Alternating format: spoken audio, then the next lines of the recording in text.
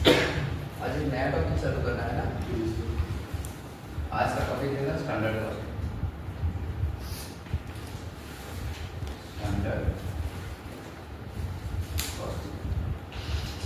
Standard costing क्या है?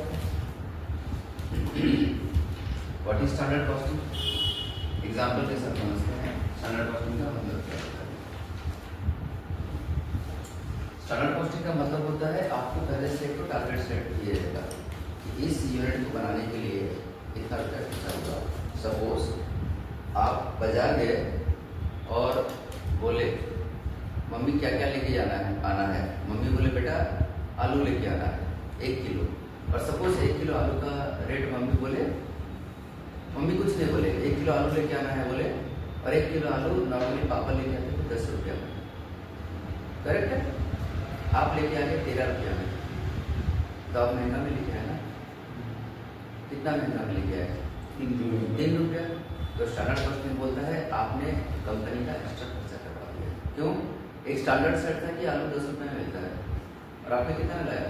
13 रुपया मिला है। तो कंपनी का खर्चा बढ़ गया, मतलब आपने कंपनी का लॉस करवाया है 3 रुपया का। इसको बोलते हैं डेबिट बैलेंस। और एक एग्जाम्पल से समझते हैं। ग्राफ एक फिनिश गुड्स को मेरे को मैन्युफैक्चर करना है। एक फिनिश गुड्स को मेरे को मैन्युफैक्चर करना है। ये X axis, this is Y axis. एक फिनिश गुड्स को मैन्युफैक्चर करने के लिए 10 केजी, एक फिनिश गुड्स को मैन्युफैक्चर करने के लिए सपोज 10 केजी मटेरियल लगता है। यहाँ पर यस और यहाँ पर प्राइस। कुछ मत करो, पेज पटाने का दरकार नहीं है। एक फिनिश गुड्स को रेडी करने के लिए 10 किलो मटेरियल दरकार पड़ता है और उसका रेट क्या है? सर वो 10 किलो मटेरियल है और 1 किलो मटेरियल का दाम होता है 10 रुपया। ठीक है? 1 किलो मटेरियल का दाम कितना होता है? 10 रुपया। तो आपका स्टैंडर्ड कॉस्ट कितना होगा? आपका स्टैंडर्ड कॉस्ट होगा standard quantity into standard rate. एक फिनिश गुड्स को रेडी करने के लिए 10 किलो मटेरियल चाहिए और 1 किलो मटेरियल का दाम कितना रुपया? 10 रुपया। 10 किलो मटेरियल का 10 रुपया करके अगर हम लोग मल्टीप्लाई करेंगे तो टोटल कितना रुपया खर्चा होगा? 100 रुपया खर्चा हो गया। तो आपका एक फिनिश गुड्स को रेडी करने के लिए 100 रुपया खर्चा करना चाहिए था। ये मैनेजमेंट ने पहले से सेट करके रखा हुआ था। यहाँ तक कोई दिक्कत? क्लियर है पूरा? अच्छा, तो एक फिनिश गुड्स को रेडी करने के लिए 100 रुपया खर्चा होना चाहिए था। आप मैन्युफैक्चरिंग जो प्रोसेस चालू किए और गुड्स को रेडी किए, तो एक फिनिश गुड्स को रेडी करने के लिए 10 किलो की जगह कितने किलो लगाए? 12 किलो लगाए। और 10 रुपये की जगह कितना रुपया खर्चा कर दिए मटेरियल लाने में? 12 रुपया खर्चा कर दिए। तो आपका एक्चुअल कॉस्ट कितना है? एक्चुअल कॉस्ट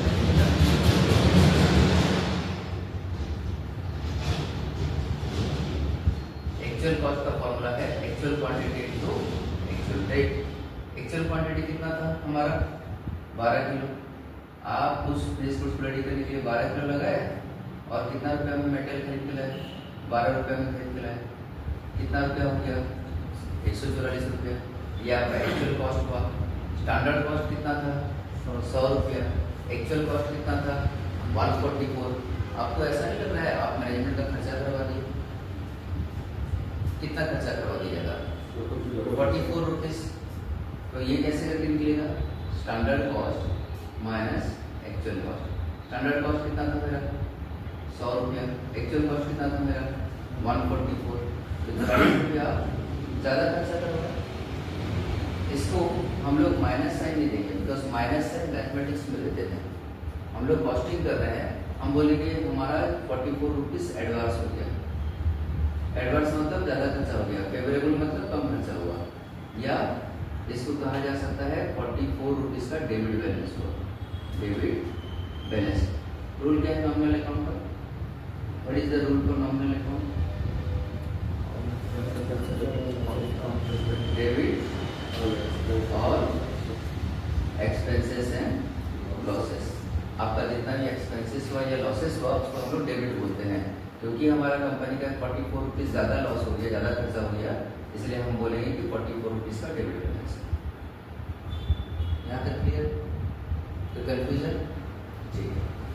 अब जो 44 रुपीज़ ज़्यादा खर्चा हुआ इसका एक नाम देंगे, क्या? इसका नाम देंगे मटेरियल कॉस्ट वेरिएंस। आप जो मटेरियल फिनिश गुड्स को बनाने में लगाए हो वो मटेरियल में आपका 44 रुपीज़ का लॉस हो गया। ठीक है, यहाँ तक क्लियर है? अब ये लॉस होने का कारण क्या है? मटेरियल कॉस्ट वेरिएंस, इसका शॉर्टकट है MCV। मटेरियल कॉस्ट वेरिएंस कितना रुपये निकला है आपका? 144 रुपीज़ सॉरी ये निकला 100 rupees minus 144 is equal to 44 rupees advance. इसके एडवांस निकलने का कारण क्या था?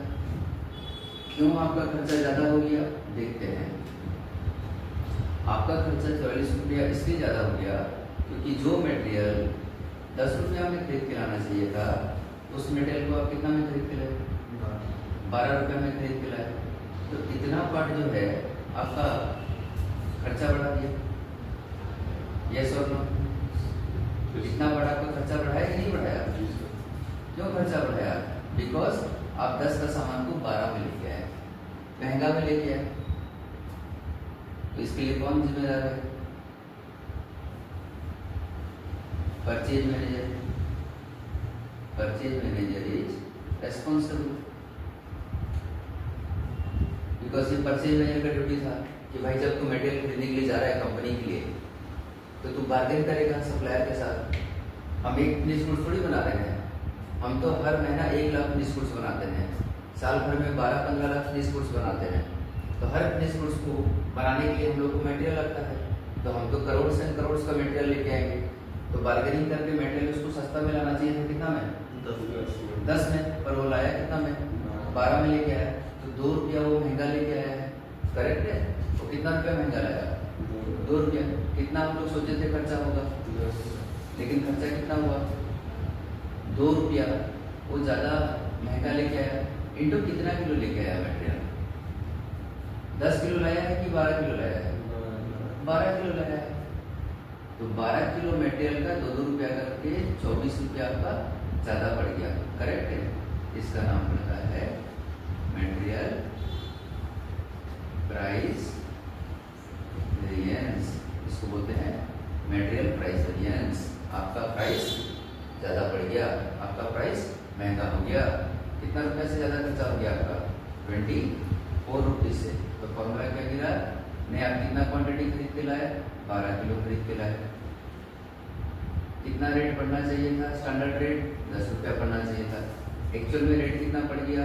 12 रुपया पड़ गया। माइनस करें तो कितना रुपया हुआ? सर 2 रुपया एडवांस हुआ, इंटू 12 किलो करने से कितना रुपया एडवांस हो रहा है? 24 रुपीज़। तो आपका जो 44 रुपीज़ एडवांस हुआ है उसके लिए परचेज मैनेजर कितना के लिए रेस्पॉन्सिबल है? 24 रुपीज़ के लिए परचेज मैनेजर रेस्पॉन्सिबल। ठीक है, ठीक है। उसके बाद मैं बताऊँगा standard rate minus actual rate. Actual rate sorry standard rate minus actual rate, ठीक है ना? Standard rate minus actual rate into actual quantity, ठीक है? चलो, मटेरियल प्राइस वेरिएंस। दूसरा क्या है? Material usage variance. Sir material usage variance क्या होता है समझाओ। What is material usage variance? Usage का मतलब होता है quantity. What is the meaning of usage? Usage का क्या मतलब होता है? क्वांटिटी। क्वांटिटी में क्या प्रॉब्लम है? जो काम 10 किलो में होना चाहिए था वो काम हम 12 किलो में किए। मैं बोला गोल बाजार जाओ और मेरे लिए सामान लेके आओ, मैं गाड़ी का चाबी दे दिया, ठीक? 15 मिनट का काम को तुम 1 घंटा बाद आए। 15 मिनट का काम का जगह तुम उसको 1 घंटा लिए, 60 मिनट्स लिए, दैट मीन्स तुम टाइम ज़्यादा लिए। उसी प्रकार से जो फिनिश गुड्स रेडी करने के लिए कितना रॉ मटेरियल लगना चाहिए था? 10 kilo, which is standard quantity which is standard quantity, पर तुम लगाए कितना material? 12 kilo. This is actual quantity. 10 kilo की जगह 12 किलो लगाए। लगना कितना चाहिए था? 10 kg। लगाए कितना? 12 kg। क्या तुम 2 किलो मटेरियल ज्यादा लगाए हो? 2 किलो ज्यादा लगाए हो इनटू रेट। ये जो जगह था, कितना जगह के लिए किसको रेस्पॉन्सिबल करे? परचेज मैनेजर को। भाई तू महंगा में खरीद के लाया, बाकी कितना जगह बचा? ये वाला। दिस इज द डिफरेंस ना। इतना हमारा खर्चा होना चाहिए था बॉक्स के अंदर वाला, पर बॉक्स के बाहर हमारा इतना खर्चा हो गया। तो जो एक्स्ट्रा खर्चा हुआ उसके लिए जो पर्सन रेस्पॉन्सिबल है उसको पकड़ेंगे, बोलेंगे भाई इस बार तो माफ कर दे, अगली बार अगर ज्यादा खर्चा हुआ तेरे सैलरी से काटेंगे। करेक्ट है। तो इतना जगह जो रेस्पॉन्सिबल हुआ उसमें देखो क्या क्या क्वांटिटी है। 10 किलो है यहाँ पर कितना किलो है? 12 किलो। लेकिन रेट कौन सा लेंगे? देखो रेट कौन सा लेंगे? रेट कौन सा लेंगे? 10 रुपया का रेट, क्योंकि यहाँ तक गया है। देखो डब्बा यहाँ तक गया है। ये जो जगह है ना, ये जगह का ग्राफ कहाँ तक गया? देखो कितना? 10 रुपया गया है ना, इसलिए हम लोग 10 रुपया को मल्टीप्लाई करेंगे कि 10 किलो की जगह 12 किलो लाए। कितना किलो ज्यादा लाए? 2 किलो ज्यादा लाए इंटू 10, तो टोटल कितना हो गया? 20 रुपया। अगर हमारा परचेज मैनेजर 12 रुपया की जगह 10 रुपया में भी खरीद के लाता, तो